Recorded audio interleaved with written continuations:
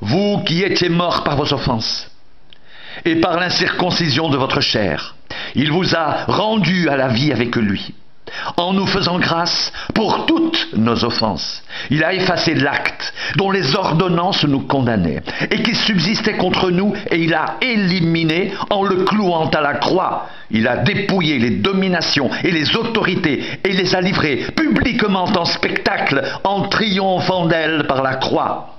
Que personne donc ne vous juge au sujet du manger ou du boire, ou au sujet d'une fête, d'une nouvelle lune ou des sabbats. C'était l'ombre des choses à venir, mais le corps est en Christ. Que personne, sous une apparence d'humilité et par un culte des anges, ne vous ravisse à son gré le prix de la course, tandis qu'il s'abandonne à ses visions. Il est enflé d'un vain orgueil par ses pensées charnelles, sans s'attacher au chef, dont tout le corps assisté et solidement assemblé par des jointures et des liens tire l'accroissement que Dieu donne. Si vous êtes mort avec Christ aux principes élémentaires du monde, pourquoi, comme si vous viviez dans le monde, vous impose-t-on ces préceptes: ne prends pas, ne goûte pas, ne touche pas, préceptes qui tous deviennent pernicieux par l'abus et qui ne sont fondés que sur les ordonnances et les doctrines des hommes?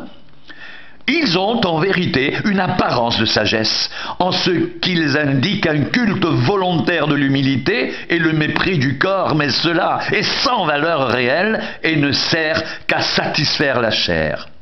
Si donc vous êtes ressuscités avec Christ, cherchez les choses d'en haut, où Christ est assis à la droite de Dieu. Attachez-vous aux choses d'en haut et non à celles qui sont sur la terre.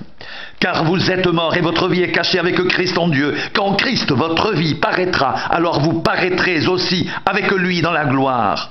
Faites donc mourir ce qui dans vos membres est terrestre, la débauche, l'impureté, les passions, les mauvais désirs et la cupidité, qui est une idolâtrie. C'est à cause de ces choses que la colère de Dieu vient sur les fils de la rébellion. C'est ainsi que vous marchiez autrefois, lorsque vous viviez dans ces péchés. Mais maintenant, renoncez à toutes ces choses, à la colère, à l'animosité, à la méchanceté, à la calomnie, aux paroles équivoques qui pourraient sortir de votre bouche. Ne mentez pas les uns aux autres, vous étant dépouillés du vieil homme et de ses œuvres, et ayant revêtu l'homme nouveau qui se renouvelle dans la connaissance selon l'image de celui qui l'a créé. Il n'y a ici ni grec, ni juif, ni circoncis, ni incirconcis, ni barbare, ni scythe, ni esclave, ni libre, mais Christ est tout et en tous.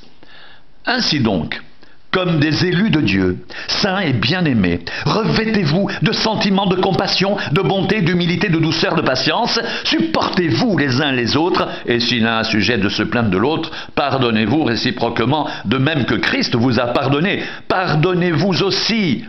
Mais par-dessus toutes ces choses, revêtez-vous de l'amour qui est le lien de la perfection, et que la paix de Christ à laquelle vous avez été appelés pour former un seul corps règne dans vos cœurs, et soyez reconnaissants. Que la parole de Christ demeure en vous dans toute sa richesse. Instruisez-vous et exhortez-vous les uns les autres en toute sagesse par des psaumes, des hymnes, des cantiques spirituels, chantant à Dieu dans vos cœurs en vertu de la grâce. Et quoi que vous fassiez, en parole ou en œuvre, faites tout au nom du Seigneur Jésus, en rendant par lui des actions de grâce à Dieu le Père.